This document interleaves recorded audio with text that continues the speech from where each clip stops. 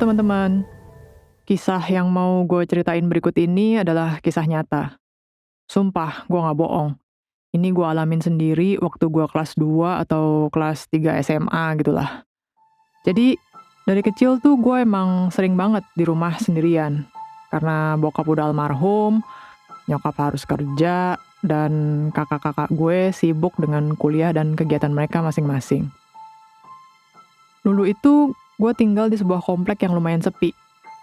Kanan, kiri, depan, belakang ada sih tetangga. Tapi emang kompleknya tuh nggak rame, terutama di blok gue. Nggak banyak anak kecil main, dan tukang jajanan pun nggak tiap hari lewat. Rumah gue dulu tuh lumayan gede.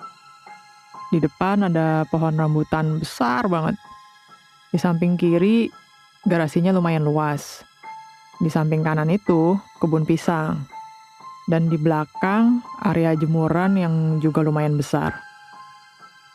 Walaupun gue udah dari kelas 1 SD sering ditinggal sendirian, tapi itu nggak ngebuat gue jadi pemberani. Gue itu penakut banget. Gue akuin deh, gue emang penakut banget. Asli. Apalagi gue sering banget ngalamin ketindihan. Atau apa ya, kalau orang Jawa bilang tuh rep-repan.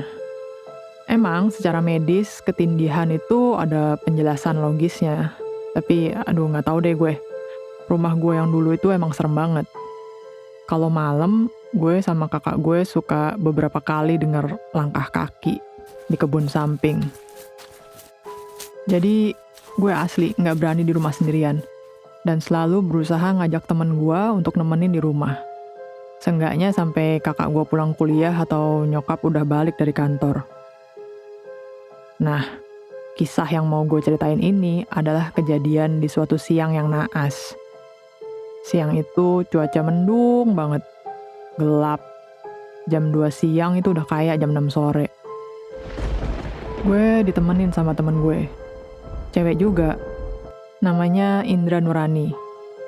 Kita cuma berduaan tuh. Sialnya, gue tahu si Indra ini juga sama penakutnya sama gue. Tapi gue pikir, ya udahlah ya, daripada sendirian, masih untung ada Indra. Makin lama cuaca makin mendung, dan angin bertiup kencang banget. Suasana komplek rumah gue yang emang sepi, jadi makin terkesan gak berpenghuni karena gelapnya cuaca pada waktu itu. Gak satupun orang lalu lalang, dan gak terdengar jejak langkah. Sebenarnya gue sama Indra sama-sama stres dengan suasana mendung siang itu. Tapi kita sama-sama berusaha tenang dan memendam rasa takut kita masing-masing. Kita nggak saling mengakui kalau sebenarnya kita takut banget. Gue mulai bersikir dalam hati, minta perlindungan atas segala yang menakutkan. Selain itu, buat ngalihin rasa takut, gue memutuskan untuk menyetel TV. Tapi, niat gue langsung dibatalkan oleh suara petir yang menggelegar.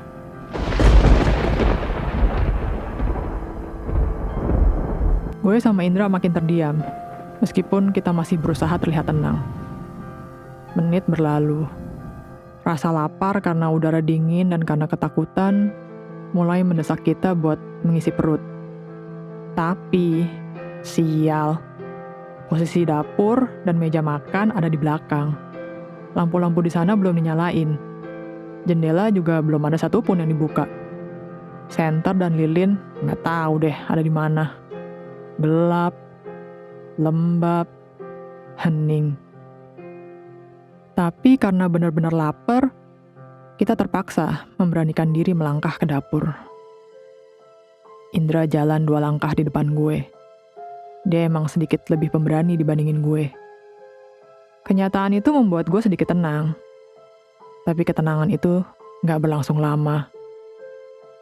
Tiba-tiba aja dalam kegelapan dapur, Indra berhenti bergerak, terkesiap karena sesuatu. Matanya tertuju ke satu arah.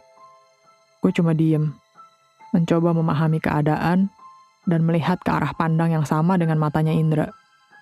Tapi yang gue lihat cuma kegelapan. Kegelapan yang pekat. Dan sebelum gue sanggup memahami apa yang menjadi sumber ketakutan Indra, tiba-tiba dia berteriak kencang. Dia berteriak kencang dan berlari ke arah sebaliknya, sampai dia nabrak gue dan nabrak barang-barang yang ada di sekitar situ.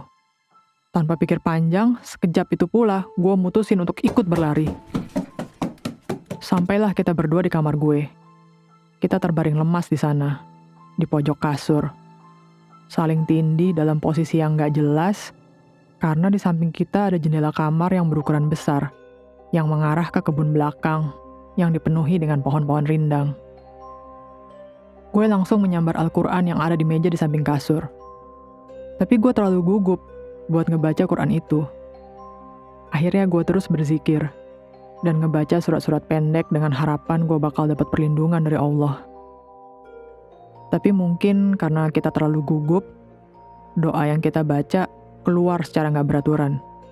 Gak satu pun surat pendek yang berhasil kita lafazkan dengan benar susunan ayatnya. Mungkin itu pula sebabnya Allah jadi gak mengabulkan doa kita. Di tengah rasa takut yang benar-benar mencekam, di tengah napas yang udah semakin gak beraturan, gue dan Indra mendengar suara itu. Suara yang membuat kita lemas, terpuruk dalam rasa takut. Suara itu, suara sesuatu terseret di kebun belakang. Ketakutan yang kian mendera membuat gue membayangkan yang enggak-enggak. Jangan-jangan itu suara mayat diseret. Jangan-jangan si penghuni yang gak pernah terdaftar di RT lagi ingin berkelana di kebun rindang itu. Jangan-jangan, aduh gak tahu lagi deh. Segala yang menakutkan berkelebatan memenuhi kepala gue. Gue benar-benar udah gak sanggup mengingat satu surat pun. Gue cuma bisa terus-terusan berzikir. Astagfirullahaladzim, astagfirullahaladzim, astagfirullahaladzim. Ampun ya Allah, ampun ya Allah. Indra pun cuma komat kamit. Gak jelas apa yang keluar dari mulutnya. Mungkin dia lagi sibuk menyusun kalimat wasiat buat adik-adiknya. Suara seretan itu masih terdengar, namun perlahan menghilang. Menit demi menit berlalu. Gue mulai ngerasa lelah. Lelah karena menahan takut. Logika gue mulai menyusup perlahan. Gue ambil napas panjang dan mengembuskannya sekencang yang gue bisa. Gue paksa Indra buat keluar dari kamar dan berjalan keluar rumah untuk meriksa keadaan. Atau seenggaknya minta tolong ke tetangga. Indra menolak. Dia terlalu lemas buat ngelakuin hal itu. Tapi gue terus maksa. Karena gue pikir, kita gak mungkin cuma berdiam menunggu sampai ada anggota keluarga gue yang pulang nyelamatin kita. Itu masih jam 3 kurang. Sementara biasanya kakak atau nyokap gue baru pulang sekitar jam 6. Setakut apapun gue pada saat itu, gue bertekad buat keluar rumah dengan atau tanpa Indra. Sambil mendekap erat Al-Quran di dada gue dan mulut terus berzikir, gue berjalan perlahan menuju pintu samping untuk keluar rumah. Temen gue si Indra, yang gue kira lebih berani dari gue, malah bergelayut di tangan gue dan membuat gue sulit untuk berjalan. Gelap terus merayap. Sampailah kita di depan pintu samping. Kita terdiam sesaat, mengumpulkan keberanian untuk menghadapi kemungkinan terburuk sekalipun. Imajinasi gue melambung ke film-film horor sialan itu. Gimana kalau saat gue buka pintu, udah ada pocong berdiri di sana, dengan mukanya yang sok polos tapi menakutkan. Atau gimana kalau saat gue buka pintu, gak ada apa-apa di sana, tapi ada yang nyolek kita justru dari belakang. Atau, gak tau lah. Gue kumpulin segenap energi dan iman yang tersisa buat ngebuka pintu itu. Gue memilih untuk membukanya dengan cepat, karena kalau gue buka secara perlahan, gue takut si setan malah main celukba sama gue. 1, 2, 3. Bismillahirrohmanirrohim. Gue berteriak sambil buka pintu dengan cepat. Indra bersembunyi di pundak gue dan baru ikut melihat setelah gue memastikan si setan gak berdiri di depan kita dan gak mencolek kita dari belakang. Lalu di manakah setan sialan itu? Kita berdua berjalan perlahan melewati garasi. Gue terus berdoa dan mempersiapkan diri untuk segala kemungkinan yang mengerikan. Jangan-jangan dia bakal tampak sekelabatan di refleksi kaca mobil. Atau mungkin terbang dari pohon rambutan yang besar di halaman depan rumah gue itu.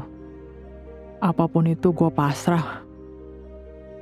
Tapi tahu nggak kalian apa yang gue dan Indra temukan? Sungguh hal yang sangat tidak gue duga. Gue terkejut bukan kepalang. Sosok itu sangat gue kenal. Dia tersenyum lembut ke gue sama Indra dan menganggukkan kepalanya sebagai tanda dia menghormati kita. Gue makin terperanjat. Gue usap mata gue buat memastikan bahwa apa yang gue lihat adalah nyata. Dan hasilnya tetap sama. Lalu gue alihkan pandangan gue ke Indra. Dia udah gak menggelayuti tangan gue lagi.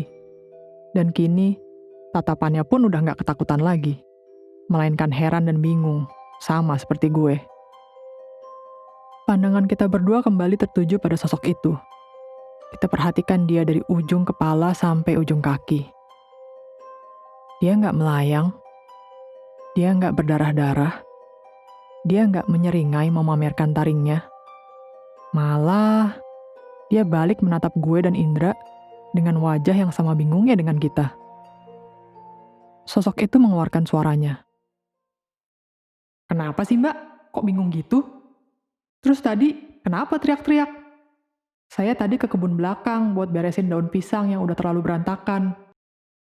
Gue langsung melirik curiga ke Indra. "Sebenarnya, tadi kenapa sih lu tiba-tiba teriak dan lari ke kamar?" Dan dengan bodohnya dia menjawab, "Abis, lagi gelap-gelap gitu, tiba-tiba gue dengar suara cowok bilang, 'Daun pisang.' Kan gue jadi kaget dan takut. Ya udah, gue lari aja." "Nah, lu sendiri kenapa ikut-ikutan lari?" Aduh, blow on. Ternyata yang kita takutkan dan hampir membuat kita pipis di celana adalah si tukang kebun yang lagi beberes daun pisang di kebun belakang. Untung gue memberanikan diri buat meriksa keluar rumah. Coba kalau enggak. Udah masuk TV tuh kita berdua. Ditemukan 2 gadis mati lemas di kamar mereka. Entah karena apa. Bodoh. Gini nih, contohnya kalau punya iman tipis banget. Emang sompret lu, Ndra. Ya, jadi itu cerita horor gue di suatu siang bareng Indra. Kalau kalian punya cerita-cerita horor, silahkan di-share ke kita di kolom komen atau lewat Instagram kita juga bisa di Taman Imaji Kingdom. Besok-besok kita bakal bacain cerita-cerita dari kalian. Thank you ya.